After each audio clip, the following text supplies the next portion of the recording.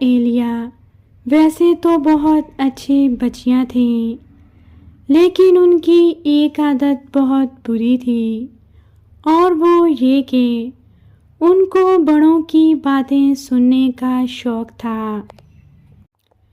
ان کی اس عادت سے تنگ آ کر ان کی ماما ان کو سمجھاتی، لیکن مجال ہے کہ ان پر کوئی اثر ہو۔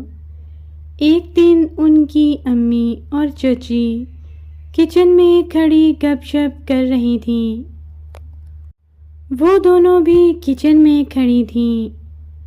ان کی امی نے ان سے کہا کہ تم لوگ جاؤ، جا کر کھیلو یا اپنی پڑھائی کرو، لیکن انہوں نے سنی انسنی کر دی، کیونکہ انہیں چچی کی بات بڑے مزے کی لگ رہی تھی، جو کہہ رہی تھیں کہ آج شام شادی کی تقریب میں کہیں خالہ سعیدہ نہ آئی ہوں۔ انہوں نے اتنا گہرا میک اپ تھوپا ہوتا ہے کہ انہیں دیکھ کر ہنسی آ جاتی ہے۔ اور کیا، امی نے بھی ہاں میں ہاں ملائی۔ بہت ہی عجیب خاتون ہیں، باتیں تو اتنی لمبی کرتی ہیں کہ جان چھڑانا مشکل ہو جاتا ہے۔ شام کو سب شادی پر جانے کے لیے تیار ہو گئے، اور جب وہ شادی ہال میں پہنچے تو کافی مہمان آ چکے تھے۔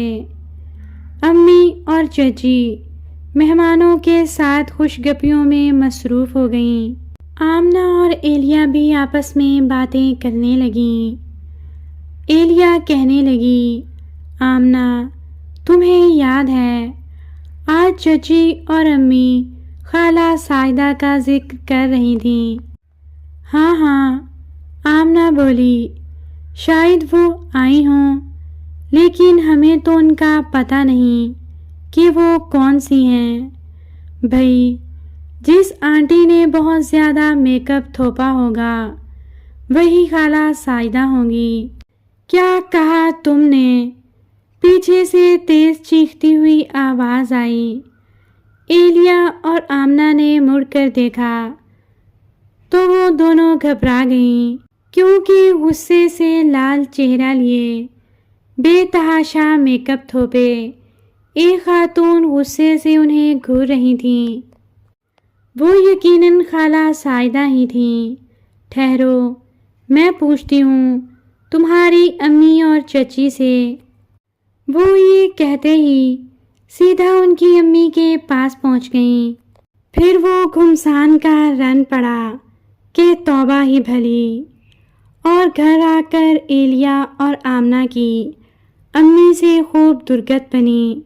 قریب ہی دادی بیٹھی تھیں، جو یہ ساری بات سن رہی تھیں۔ دادی نے سارا قصہ سن کر امی کو بھی لتاڑا کہ غیبت کرنا بہت بری بات ہے، اور پھر بچوں کے سامنے دوسروں کی بات کرنا اور بھی بری بات ہے۔ اس دن کے بعد سے دادی نے بڑوں اور بچوں پر غیبت کرنے پر پابندی لگا دی۔ ان سب کو سمجھ آ گئی تھی کہ اللہ نے غیبت کو کیوں اتنا ناپسند کیا ہے۔